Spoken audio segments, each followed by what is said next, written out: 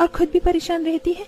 अब उसके घर जाकर उसके अमीर नदी किनारे ससुराल का सच पता चल जाएगा हमें।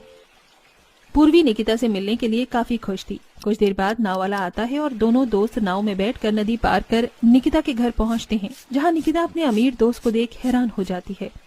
अरे तुम दोनों यहाँ अचानक, तुम्हें यहाँ के बारे में किसने बताया? हमें किसने भी बताया हो, पर तुम पहले ये बताओ तुम्हारा बड़ा सा घर कहाँ गया और तुमने ऐसे गरीबों वाले कपड़े क्यों पहन रखे हैं?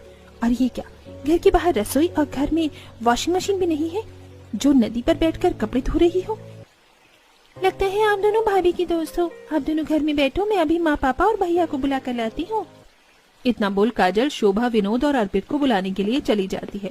तो वहीं निकिता अपनी दोस्त को घर में ले जाती है, पर नदी के पास ही घर था, इसलिए घर का आधा हिस्सा गीला था। घर तो अंदर से भी गीला है, तुम खाट के ऊपर पैर करके बैठ जाना। निकिता, ये सब क्या है? तेरे घर में तो बैठने की भी जगह नहीं है और तू कह रही थी कि तू बहुत अच्छी जिंदगी जी रही है। मैंने तो पहले ही कहा था, ये हमसे झूठ बोल रही है। मैं कोई झूठ नहीं बोल रही, हम नदी के दूसरी तरफ रहते हैं। हमारा असली घर दूसरी तरफ है। ये जमीन भी हमारी है, इसलिए हम लोग यहाँ रुके हुए हैं। बहुत जल्द मेरी ननद की शादी है और हमने कुछ पैसे जोड़े हैं ताकि यहाँ घर बना सके। अगर यकीन नहीं होता तो रुको, मैं अभी दिखाती हूँ तुम्हें। अपनी गरीबी छुपाने के लिए निकिता बिस्तर के नीचे से कुछ पैसे निकालकर अपनी दोस्तों को दिखाती है, जिसके बाद पूजा का मुंह बंद हो जाता है।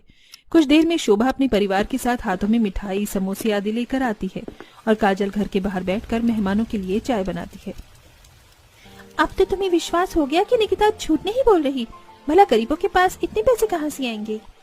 पूजा पूर्वी की किसी भी बात का जवाब नहीं देती और नाश्ता करके वहां से जाने लगती है। तब पानी की लहर उठती है, जिसमें दोनों ही दोस्त गीली हो जाती हैं।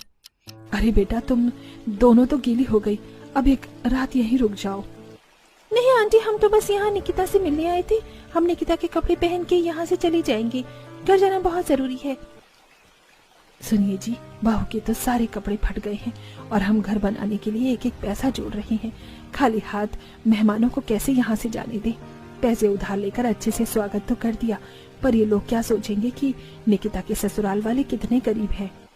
पूजा शोभा की सारी बातें सुन लेती है और उसे पूरा विश्वास हो जाता है कि उसकी दोस्त की शादी गरीब घर में हुई है, और इसीलिए कपड़े बदलने के बहाने जब पूजा घर में जाती है तो वो निकिता के घर में रखी सारे पैसे चोरी कर लेती है।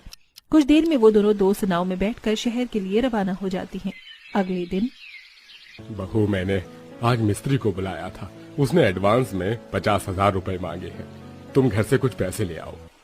विनोद के कहने पर निकिता घर में पैसे लेने जाती है और घर में पैसे न देख परेशान हो जाती है, और जब इस बारे